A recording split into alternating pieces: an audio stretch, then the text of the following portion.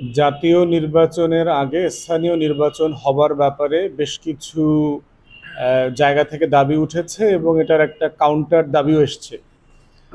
বাংলাদেশের ইতিহাসের এমন একটা জায়গায় আমরা এখন আছি যে আমাদের একদম গ্রাম থেকে শুরু করে আপনার ওয়ার্ড পর্যায়ে এবং ইউনিয়ন পরিষদ থেকে শুরু করে আমাদের কেন্দ্র পর্যন্ত কোনো নির্বাচিত প্রতিনিধি নাই।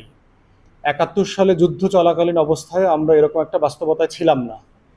তো সেই জায়গাতে এই যে একটা নজিরবিহীন বাস্তবতা বাংলাদেশে এখন বিরাজ করছে এবং যেটার কারণে আমাদের নাগরিক সমাজ, আমাদের গ্রামবাসী, প্রান্তিক জনগোষ্ঠী যারা আছেন তারা প্রচণ্ড রকম সেবা থেকে বঞ্চিত হচ্ছেন।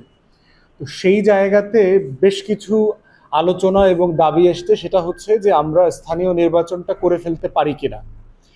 স্থানীয় নির্বাচন আগে করবার ব্যাপারে পক্ষে এবং বিপক্ষে দুই দিকেই খুব শক্তিশালী যুক্তি আছে। পক্ষের শক্তিশালী যুক্তি হচ্ছে যেটা বললাম, যে এই মুহূর্তে আমাদের কোনো নির্বাচিত জনপ্রতিনিধি নাই। দ্বিতীয়ত হচ্ছে যুক্তি হচ্ছে যে নির্বাচিত জনপ্রতিনিধি না থাকলে নাগরিক সেবা সুনিশ্চিত করা যায় না। এবং ইতিমধ্যে আমরা দেখতে পাচ্ছি গ্রাম অঞ্চলে বিশেষ করে প্রান্তিক এলাকাতে মানুষজন জন্ম সনদ করতে পারছে না, মৃত্যু সনদ করতে পারছে না। এটা না করবার কারণে এনআইডি করতে পারছে না, পাসপোর্ট করতে পারছে না, বিদেশ যেতে ঝামেলা হচ্ছে, বাচ্চাদেরকে স্কুলে ভর্তি করার ঝামেলা পোহাতে হচ্ছে। এবং নাগরিক যে কিছু বেনিফিট আছে, আপনার ধরেন রাষ্ট্র যে সুরক্ষা বেনিফিটগুলো দেয়, যে বৃদ্ধ ভাতা দেয়, তারপরে হচ্ছে বিধবা ভাতা দেয়, চাল দেয়, গম দেয়, এই যে সুবিধাগুলো আছে এগুলো ডকুমেন্টেশনের অভাবের কারণে অনেক সময় করা যাচ্ছে না।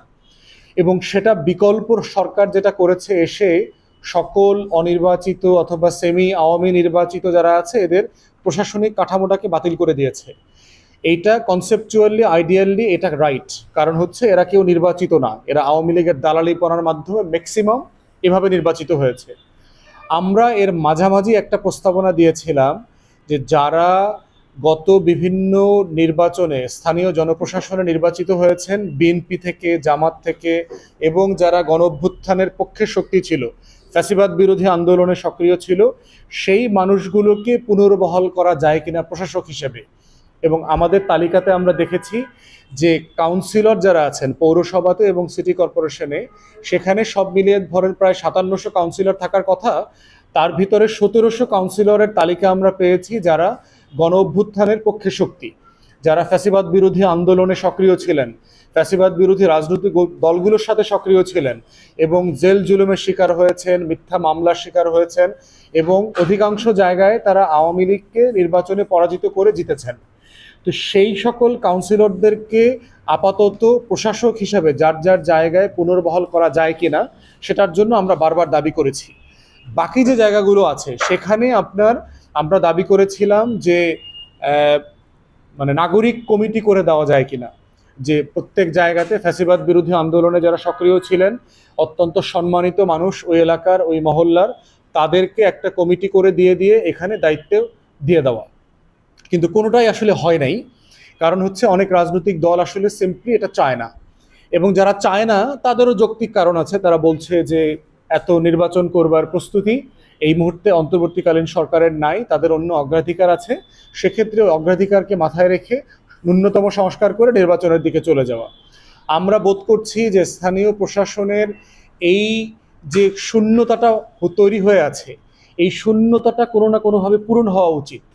এবং এই বিষয়ে একটা তর্ক আলাপ আমাদের মধ্যে আসা দরকার, যে সেটা কি আপনি প্রশাসক দিয়ে করবেন, সেটা কি আপনি জনপ্রতিনিধি যারা ফ্যাসিবাদ বিরোধী আন্দোলনে ছিল তাদেরকে দিয়ে আংশিক করবেন, তাদেরকে কি আপনি নাগরিক সমন্বয় কমিটি করে দেবেন বিভিন্ন মহল্লায়, ইউনিয়ন পরিষদে, উপজেলাতে। আবার এই যে অবস্থাগুলো তৈরি হয়েছে এর ভিতরে আমরা দেখতে পাচ্ছি যে স্থানীয় সরকার প্রশাসন কিন্তু আপনার ইউনিয়ন পরিষদকে বাতিল করে নাই, যারা সবাই দলীয় প্রতীকে নৌকায় নির্বাচিত হয়েছে। কিন্তু যারা স্বতন্ত্র নির্বাচন করেছে পৌরসভাতে, সিটি কর্পোরেশনে, উপজেলাতে, তাদেরকে বাতিল করে দিয়েছে। আবার এর বিকল্প যেটা দিয়েছে সেটাও কিন্তু খুব ভালো বিকল্প না। বিকল্প দিয়েছে হচ্ছে আমলাদেরকে। তো আমলাদেরকে বিকল্প দেওয়ার মধ্য দিয়ে যেটা হয়েছে, এই আমলারা তো আওয়ামী লীগের দালালি করেছে। প্রায় ৭০-৮০% আমলা কোনো না কোনো ফর্মে গত ১৬ বছরে আওয়ামী লীগের দালালি করেছে। তো সেইখানে আমরা বোধ করছি যদি সেবা নিশ্চিত করতে হয় তাহলে ইদার বিকল্প একটা টিম করে তাদেরকে দায়িত্ব দিতে হবে, লোকাল যারা কাউন্সিলরদেরকে যাদেরকে পুনর্বহাল করা যায় নীতিমালার ভিত্তিতে সেটা করতে হবে, নতুবা নির্বাচনে চলে যাওয়া দরকার, নির্বাচন দিয়ে দেওয়া দরকার। এবং নির্বাচন দিলে আরেকটা বেনিফিট যেটা হবে, জাতীয় নির্বাচন করবার মতো আমাদের ক্ষমতা, আমাদের সক্ষমতা কতটুকু হয়েছে এইটা একটা জাজমেন্ট করা সম্ভব।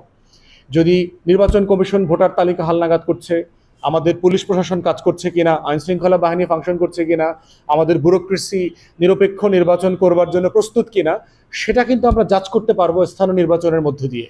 এখন এটার আবার কাউন্টার আর্গুমেন্ট হচ্ছে, তারা বলছে যে স্থানীয় প্রশাসন নির্বাচনে গেলে প্রচুর আইন শৃঙ্খলার ব্যত্যয় ঘটবে, দলের ভিতরে আভ্যন্তরীণ কোন্দল বাড়বে। ওয়েল, এটা তো দলগুলোর দায়িত্ব। আপনার দলের যদি নিয়ন্ত্রণ না থাকে, আপনি কাদেরকে নেতাকর্মী বানাচ্ছেন, তারা যদি গণতন্ত্রের চর্চা করতে প্রস্তুত না থাকে, সেই দায় তো আপনি 6 মাস পরে হোক, 1 বছর পরে হোক, সেটা জাতীয় নির্বাচনেও এই ডিস্টারবেন্সটা করবে। অতএব মারামারি করবে, খুন খারাপি হবে, আভ্যন্তরীণ কুন্দল বাড়বে, এটা তো জাতীয় নির্বাচনের জন্য একই যুক্তি প্রযোজ্য। সেক্ষেত্রে আমরা বোধ করছি যে এই তর্কটাকে খুব সিরিয়াসলি রাজনৈতিক দলগুলোর পক্ষ থেকে আনা দরকার, এবং আমরা বোধ করছি নাগরিক সেবাকে অগ্রাধিকার দিয়ে যেটার ব্যাপারে ঐক্যমত হওয়া সম্ভব সেটাই করা উচিত। এবং প্রয়োজনে যদি এমন হয় যে স্থানীয় প্রশাসনে আমরা সারা বাংলাদেশে একসাথে নির্বাচন করতে পারবো না, আমরা বিভাগওয়ারি করি, 1 সপ্তাহে রাজশাহী বিভাগে নির্বাচন হোক, আর 1 সপ্তাহে চট্টগ্রাম বিভাগে হোক, আর 1 সপ্তাহে খুলনা বিভাগে হোক, তাহলে টোটাল আইন শৃঙ্খলা বাহিনী একটা বিভাগে মজুত করা সম্ভব, তাদের সেবাটা সেখানে নেওয়া সম্ভব। এবং যদি এর আগে অপারেশন ডেভিল হান্ট যদি এক্সপিডাইট করা লাগে, আইন শৃঙ্খলা বাহিনীর একটা ক্র্যাকডাউন করতে হয়, গ্রেফতার করতে হয় যারা ক্রিমিনাল আছে, নৌন ক্রিমিনাল, যারা যারা অস্ত্র ব্যবসায়ী আছে, মাদক ব্যবসায়ী আছে, তাদেরকে যদি গ্রেফতার করতে হয় সেটা করবে, করে যে যে ধরনের পরিবেশ তৈরি করা দরকার নির্বাচনের জন্য সেই পরিবেশটা তৈরি হোক। এবং এটা করতে পারলেই জাতীয় নির্বাচনটা আমরা একটা মডেল ইলেকশন করতে পারবো কিনা সেই জায়গাটার একটা কনফিডেন্স, আস্থা আমাদের নাগরিক সমাজের মধ্যে তৈরি হবে।